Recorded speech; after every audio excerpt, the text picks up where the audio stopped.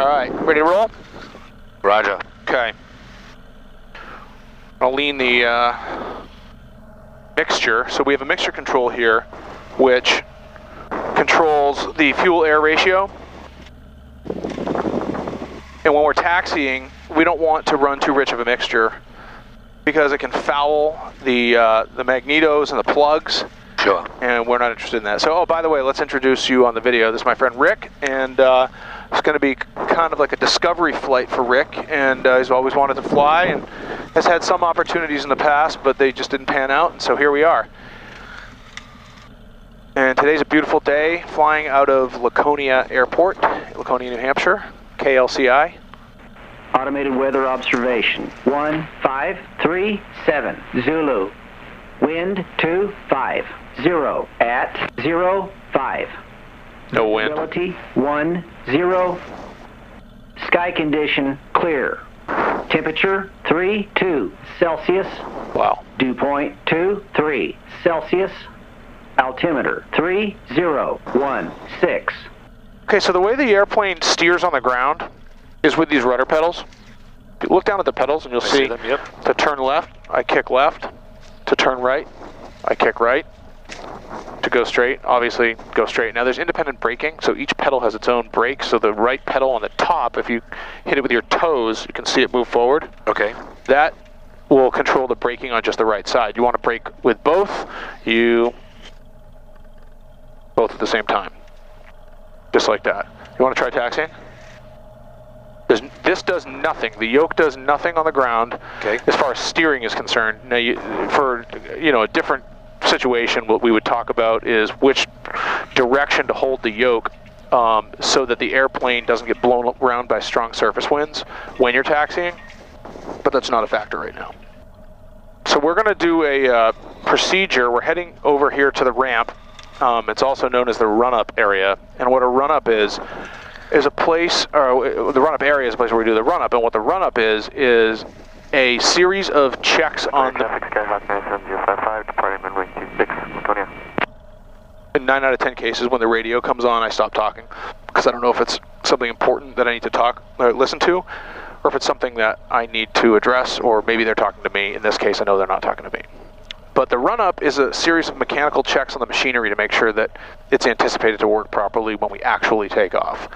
And so we just pull over here off to the side. We want to make sure there's no one behind us like a $20 million jet that we're going to kick sand and dust and debris up at when we run our engine up to higher RPMs on the ground here. So before takeoff, what we're going to do here, well, before taxi, lights and strobes is required. The lights are on. The radios are set. I leave them set for the local traffic. The transponder's on standby. The flaps are up. The seatbelts and harnesses are checked. The brakes, we know they work. We just stopped. For before takeoff, parking brake is set. I actually use toe brakes for this. Seatbelts and harnesses are checked. Fuel selector is on both. I always touch everything because it becomes very rudimentary and very kind of, routine to just say these things. You got to say them and actually believe that everything that you're saying. If I say, oh yeah, oil pressure's good, oil temperature's good, EGTs and CHTs are good, are they really? I've got to actually point at them so I make a correlation between my mouth and what's going on. So that's why you see me pointing at it. The fuel quantity is full. I just filled the airplane up. The right tank is full. The left tank is full. The mixture, full rich. We're going to throttle up to 1700 RPM. There's our tack right there. And then we're going to go through a series of checks on different modes of operation of the engine. So the first thing we're going to check is to make sure we have oil pressure, we have oil temperature, the CHTs, cylinder head temps are coming up. We can confirm that down here by the graphical CHTs. The EGTs are still low, but they're coming up, and that's fine. And we're going to go to our right magneto. Right magneto has an acceptable drop. Then we're going to go back to the both magnetos. We want to go to our, the other magneto has a similar drop, and the drop is no more than a 50 RPM difference between the two of them.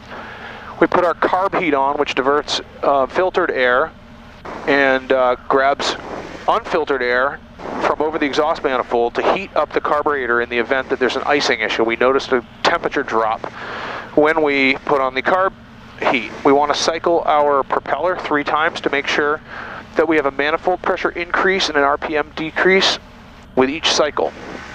Now what this does is it controls the pitch of the propeller so that we can manage our fuel efficiency, how much engine horsepower we're converting to horsepower at the prop. And lastly, we want to check our slight drop in oil pressure, which we see, and that's good. Next thing we're going to do is throttle all the way back to dead idle. And then we're going to put our carb heat on, which is going to enrich the mixture and lower the RPM. And we want to make sure the engine runs at the lowest possible RPM configuration and still running great. So we put our carb heat back on. And let's see. Traffic, 67 Yankee, are you through with your run-up, sir? Yeah, we're just finishing up, and we're going to head down to 26 for full-length departure. Okay, I'll let you go then, and then I'll scoot in there. All right, let's see here. So flight instruments and radios are set, elevator trim is set, cabin doors and windows. I'm going to leave mine open right now. The lights are as desired. The brakes released. We'll wait for this guy to go through. Hey, Warrior, we're going to sneak in behind you.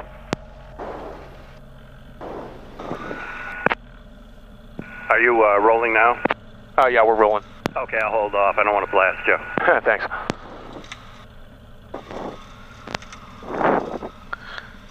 Yeah, we're clear. Gotcha, thank you. Laconia traffic, Skylane 3067 Yankee, taxiing Bravo to runway 26 full-length departure. So everything at a non-towered airport. We are not at a towered airport. There's no control tower. We're in uncontrolled airspace, known as Class G Golf airspace. And all airport operations are conducted pilot to pilot, plane to plane. So you announce your intentions, you announce what you're doing, and you expect that everybody is paying the same attention that you are and that it keeps separation. We're operating today under flight rules called visual flight rules, which means that we're not really, the instruments are important, but for this purposes of this flight, we're looking outside and we're doing all of our flying using the seat of our pants, really. And they always take off and land in the same directions, that never changes? No, it actually depends on the wind. You always want to take off and land into the wind. You want the wind to work against you because on takeoff it provides better climb performance, more lift, etc., etc. If you're landing, you want to minimize your ground speed and make sure, because there's airspeed and then there's ground speed. How fast are you moving through the air isn't necessarily the same speed that you're moving over the ground.